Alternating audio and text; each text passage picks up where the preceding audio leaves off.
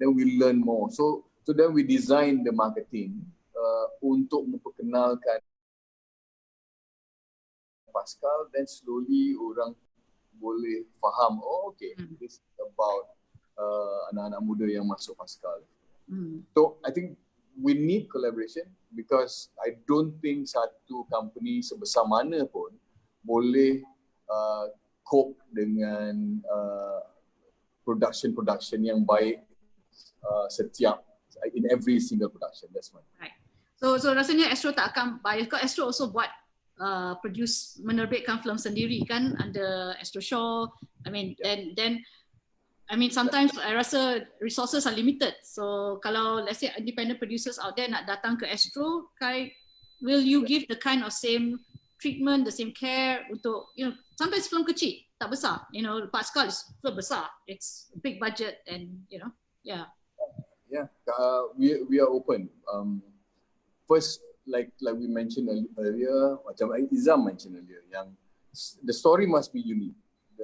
It must be something yang kita rasa, oh, I think penonton would be interested. I think that's very very important. We also feel yang ada masanya kita perlu belanja kecil, ada masanya kita perlu belanja besar. So the cost of production will have to vary. We did a lot of experiment dulu. I think ada beberapa kali kerana we picked up beberapa filem yang dibuat khas untuk Astro First, tapi kita rasa cerita ni menarik, let's try and push it untuk layar lebar.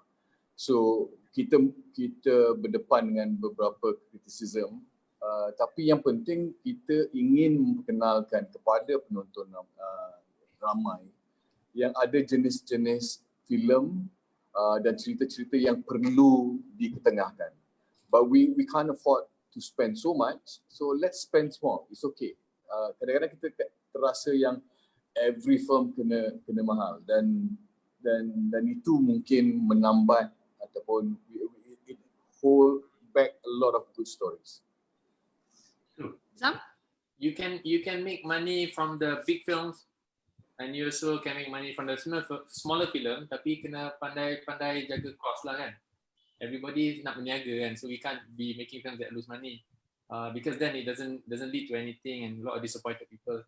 But go back to the big films, macam all these blockbuster yang dulu yang started with Hantu Kat Lima yang pecah 30 million, and then you have Munafik, and then you have Pascal.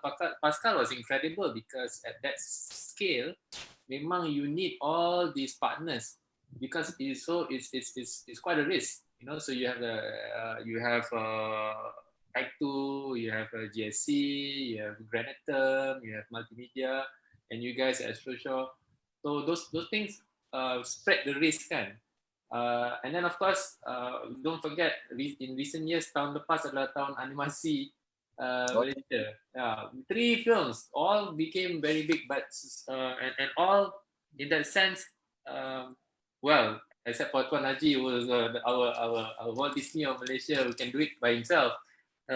Bobo Boy worked with Astro, and then we worked closely with Wow Animation, you know, to make Agent Ali the movie. So I think benda ni collaboration is very very very, it is a preferred way of doing things to get to that scale, untuk berani. Kalau tak semua tak berani kot. Yeah. Of course Puan Haji is one of a kind lah. That one have to tabik him lah. Last year he has led the way for all of us lah. Tapi we kalau kita collaboration, kita spread the risk. Bila kita spread the risk, we won't get burned lah if a movie doesn't do too well. But also it means that sebab saya ataupun Astro ataupun Infinitus, we have only a pool of money that we can work with. If we spread the risk, then we can make more films. So we can make a slate. Bila kita make a slate, jadi kita tak risky sebab kita ada 3-4 filem instead of just film we putting everything on kan. So kita 3-4 filem je, it's not so risky. It's very very important. And also collaboration too, different partners have different strengths. Macam you know, for example, okay lah, go back to Sangka, you know, you have Astro Shaw strength, you have of course Infinitus strength, we have MM2, we have us, so everybody got got their roles to play, and so you can ride on everybody's strengths. And actually, we learned a lot from the other partners during that experience of Sangkar. So that helped us when we launched Agent Ali the movie. Actually, banyak benda yang kita belajar. Kita tengok, wah, pakai dia orang kita pakai lah. so Agent Ali the movie is also like it's one of the things that tadi kita borak pasal story, production, marketing, investor kan. And I told you story tu kadang-kadang tak sure, ya ke tak. Tapi when the amazing Wow Animation and Usama Zaid pitch us the film Agent Ali the movie, I rasa panic juga tau. Dia cakap dari awal lagi dia nampak ini memang bagus lah. Tak pernah, selalu ada was-was kan. Ini kalau bagus maybe we didn't see anything lah. So in the end we realised that dia punya storytelling memang bagus, but they were riding on the IP that's very very strong, and the fact that the 2 animation movies before that dah build the market. So we felt that this is a very very important movie that we should make lah. And of course, as you know, Agent Ali did extremely well lah. So that is a collaboration that's needed. But macam Dato' Khai cakap and also Gaya cakap, you can also do this on a smaller scale. You can do this on a movie that you feel that okay, I can only spend 500,000 on the production cost. Therefore, my margin needs to be this. So in order to get that, okay, let's work with all these different partners. The scary thing is you do it alone. Kalau you buat seorang and it doesn't work, then in the end you're the only one left lah. So I think big scale, small scale, always look for collaboration. Doesn't have to be the big broadcast companies. Can be the smaller ones. Can be marketing partners. Can be sponsors and all that. So then I think it's okay. And also one last point I wanted to make. Sebab kita boleh collaboration sekarang ni nowadays, but I think all of us have jointly realized that film ni sebenarnya we don't really compete with one another. We don't release Astro and Primus don't really release 2 films at the same time. We always space it out. So if we space it out, we can always collaborate on each other's films. That also goes across for all partners. In that case, we can help the industry all grow together. I think okay. Sekarang ni on Facebook Live, I tengok banyak soalan. Tapi I think also because everybody ada different level of pengalaman kan. Dari seorang penerbit, pengalaman kita berbeza, dan ada juga penerbit baru yang nak tanya. I think some of the interesting things like macam okay, what do you define what is sesuai for production? Okay, I just give some of the more interesting questions. So if I don't read your name out because sometimes I rabun sikit. Can you share what is a good film project and a combination? What's a combination? What's a good for you lah? What do you think? Because you guys green light, something to think about. And then ada juga tanya macam untuk Astro dan Primework bagaimana nak bekerjasama, JV dia tak clear. Macam mana I think orang masih tak faham apa makna dia kolaborasi, rasanya people macam confused. Oh, mungkin kalau I pergi dengan Astro akan sebagai seorang penerbit yang baru dan tak ada duit, tapi ada idea, dia orang akan datang, dia akan ambil semua. Lepas tu, what happens to me? Apakah idea saya? What will happen to me? And I think tiap-tiap penerbit who are not as big and independent, dia akan selalu rasa macam tu lah. What will happen to my project? Especially yang everybody so big macam Astro dengan Primus get involved in it. Ada 2 soalan situ ya. Yes. So, the project yang sebut what is a good project? Maybe if mungkin saya suka nak bercakap tentang Polis Evo. The reason when Polis Evo was first presented, it was presented from our in-house team members. Joel waktu tu line producer untuk Astro Shaw, line producer dan producer untuk Astro Shaw. Dan dia waktu tu sebut yang kata okay, we have an idea, we don't know whether it's going to work. Tapi pada waktu tu kita rasa the gut instinct was strong. Bila dia kata cerita pasal watak 2 polis ni, seorang yang macam ni, seorang yang macam ni, kita rasa macam wah, it's getting there. And then it helps sebab Joel belajar filem, dia faham penceritaan dalam sebuah filem, watak-watak is clear, dan the journey for the two characters is also very clear. So itu membantu sangat. So I think that's one step that all producers must remember. Bila dia pitch, story, characters and the story arc must be clear. Kemudian pada waktu tu kita merasakan yang I think we need to put our backs into this project. Kerana kita rasa this can be our tentpoles or our signature films that boleh ada franchise yang berlanjutan. And then of course we did well. Polisi Iwo 1, watak-wataknya cantik dan sebagainya, penerimaan penonton juga bagus. Then we did Polisi Iwo 2. Polisi Iwo 2, we were very confident, blazing fire, kita masuk, kita kata okay, let's go for it. Are you guys still there? Yeah, we're listening. It was too quiet. I thought. Tak. Sekejap tak, maksudnya kita tak. So in Polisi Iwo 2, we felt very confident. We go in and say, okay, let's make another one. Joel said, I need more money because I can't afford to have Toyota Light Ace, Evo car tak boleh kejar Toyota Light Ace. Those kind of stuff. So you need more guns, you need more stuff. Then, of course, at that time, Astro started to embark with our Nusantara project. So we said, okay, let's use Polisi Iwo and find partners in Indonesia and try and bring this to Indonesia. Share the success stories of Malaysia, Polisi Iwo in Malaysia, dan kita boleh kongsi sama. So, but then we did. The production was good, everything was fine. So ceritanya, lakonan, everything was fine. Sampai pada masa kita release trailer. Apabila kita release trailer tu, kita lupa satu hal. Dan ini it's a very good lesson for me yang I want to share with everyone. Di mana kita ada kalanya masih tidak mengenal penonton kita sendiri. Misalnya dalam Polisi Iwo 2, watak antagonisnya yang utama seorang penganut ajaran sesat. Tapi malangnya apa yang kita terlepas pandang ialah wardrobe yang digunakan. Yang mirip dan mengandaikan seolah-olah dia mewakili kumpulan agama tertentu ataupun kumpulan agama yang ataupun ramai orang berpakaian seperti itu, dan kita portray dia sebagai seorang watak jahat dalam filem pengganas dan sebagainya. So we were faced dengan satu masalah besar. We were about to release, kita release the trailer and then get bombarded. Dan pada waktu itu, the first thing I did was I said, okay, kita merujuk kepada orang-orang pandai agama. So we seek the help of muftis, termasuk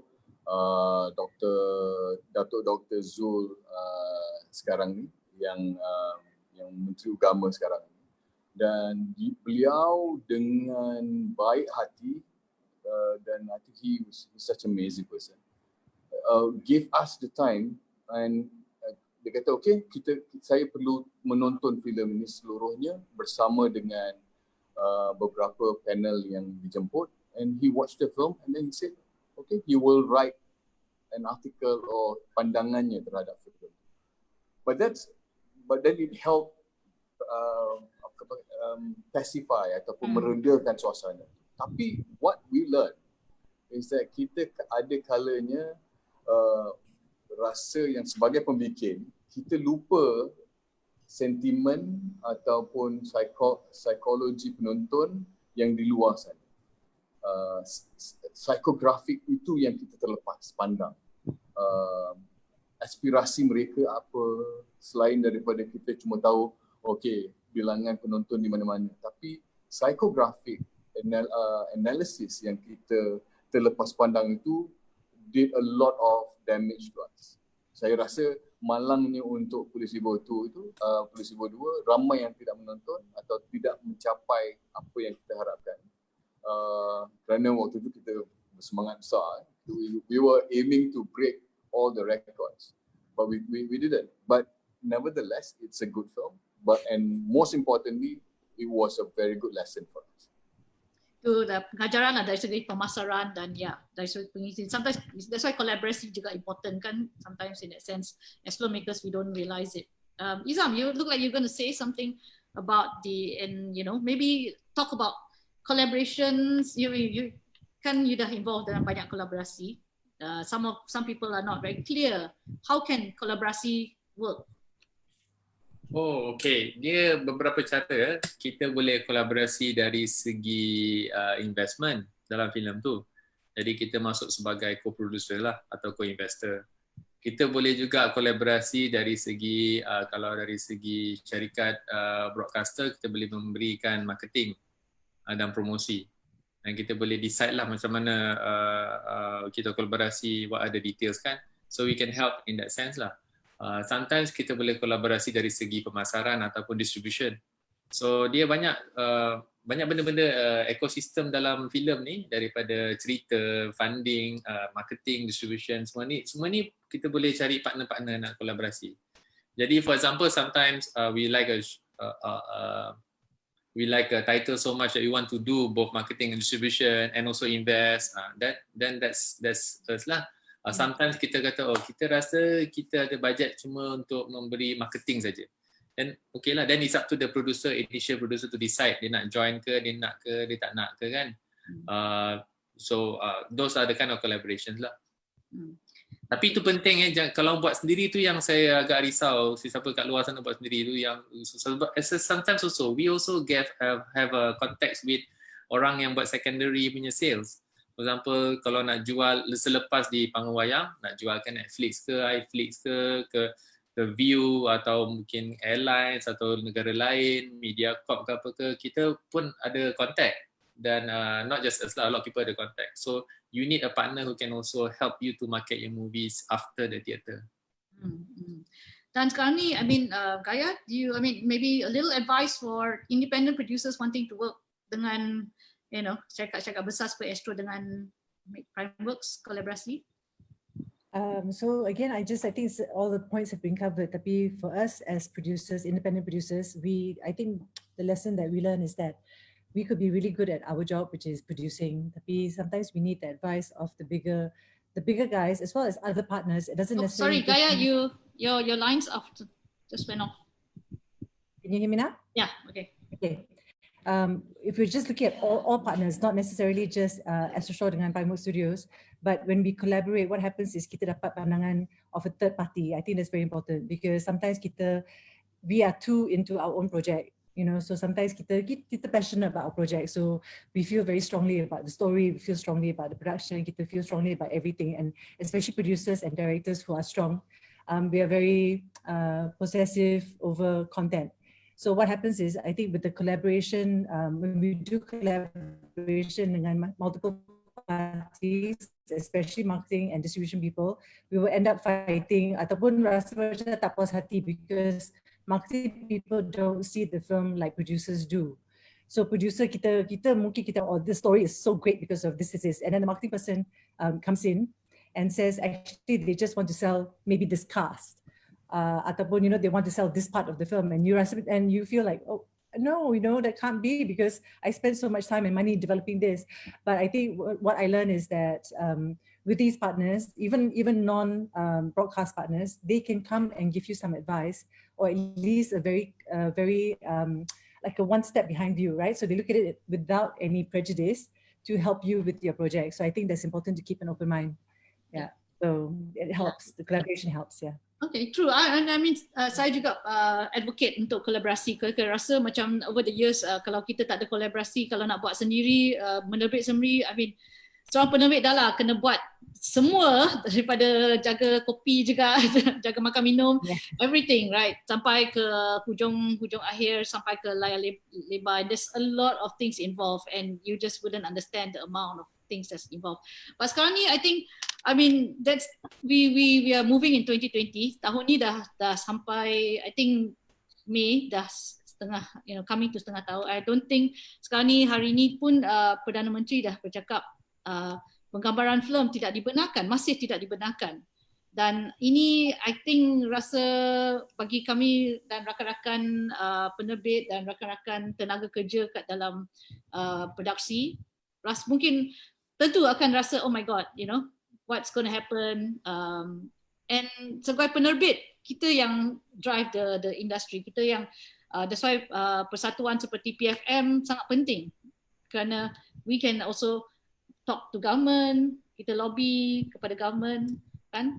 So what for you and tiap-tiap untuk semua tiap-tiap panelis hari ini adalah AJK dalam Persatuan Penerbit Malaysia, dan what are some of the things sebagai satu kolektif persatuan yang kita boleh buat, yang kita and I think PFM dah buat actually inisiatif.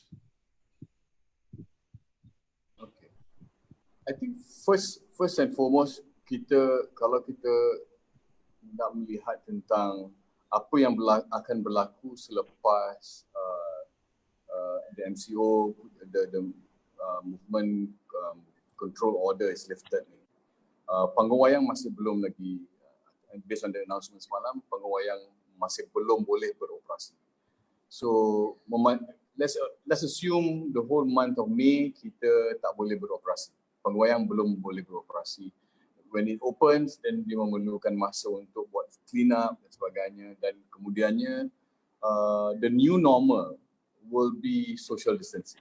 So tempat duduk dan penjualan tiket akan berubah.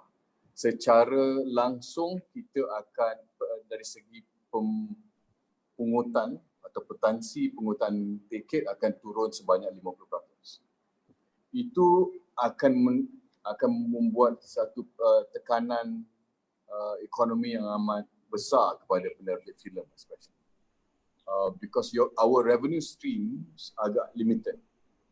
So panggung buat masa ni kita pun tahu yang tak semua filem yang berjaya di panggung dan struggle.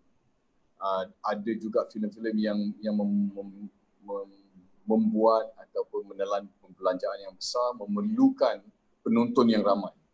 Tapi the new normal, penonton yang ramai itu tidak dibenarkan. So what is this impact that we need to sit down and actually articulate and talk about? I mean ramai bagi I've seen here macam statistics kan, Astro peningkatan viewership dah meningkat, Media Prima pun meningkat, RTM pun meningkat. Of course kerana ramai orang kena duduk rumah kan. Yes. And so which means diorang mesti mempunyai, there is a need untuk entertainment, untuk film, you know, yeah. So I think we need to differentiate the two business, the film business and also the film business. The film business and the TV business. Let's talk about the film business. I think immediately kita punya kemampuan untuk memungut box office atau jualan tiket akan menurun. So secara kasar saya tak nampak yang mana kita boleh untuk mencecah 30 juta yang kita pernah cecah dulu, agak mustahil dalam masa yang terdekat ini. Can I please? yeah. Sorry, Khai. Just a little bit to Khai's thing is that a lot of the Western films also Gaya, your already maybe I will. it's a bit Okay. Is this better now? okay, better, yeah. Okay. Just to add to Khai, sorry Khai for interrupting. It's just that all Western films also have tunda their release to the end of the year or to next year. So not only local films will be released, and then all of us have been pushed out to be released at a certain time. Then with all these new MCO rules and social distancing, we also have a lot of Western films coming in at the same time. So fighting for the same audience. So just wanted to add that to what Khai was saying. Yeah. Dan also kita harus lihat semula macam sekarang ni the whole ecosystem ekonomi filem itu sendiri ada banyak gates atau tolls. Say for example, okay, we need to first make sure yang whatever revenue penerbit perlu mendapatkan revenue yang sebaik mungkin. We need to reconsider how do we address the entertainment tax yang 25% itu. I think that entertainment tax isu perlu dihandle sekarang ni, especially now, because we need to revitalize the economy untuk penerbitan filem. Dan this money must be plowed back into the system so that kita tidak dihambatkan lagi dengan teks yang agak terlalu tinggi itu. We have to find a solution to that. Dan juga we need to find new revenues from elsewhere. Alhamdulillah, today we have a few new platforms. Say for example Astro First, ada juga OTT yang memungkinkan penerbit untuk mendapat new revenue stream, satu aliran revenue yang baru. Itu juga harus ditingkatkan. So the whole ecosystem melalui satu bencana yang agak dahsyat. Because this is almost like a tsunami that has reset a lot of things. So we need to reboot and then reset and then redesign the whole ecosystem dengan semua yang ada, daripada panggung, penerbit, distribution, marketing, dan bila cakap pasal distribution, termasuk segala OTT players yang ada dan revenue stream yang ada. And that should apply to also television. TV juga harus reconsider to relook and realign the whole ecosystem. Apakah mungkin the new normal yang akan datang ini memungkinkan di mana setiap broadcaster ada membuat semuanya eksklusif. Every drama is eksklusif untuk satu broadcaster. Atau boleh tak kita memungkinkan ada beberapa produk yang di mana we can use the window play yang seperti dalam filem.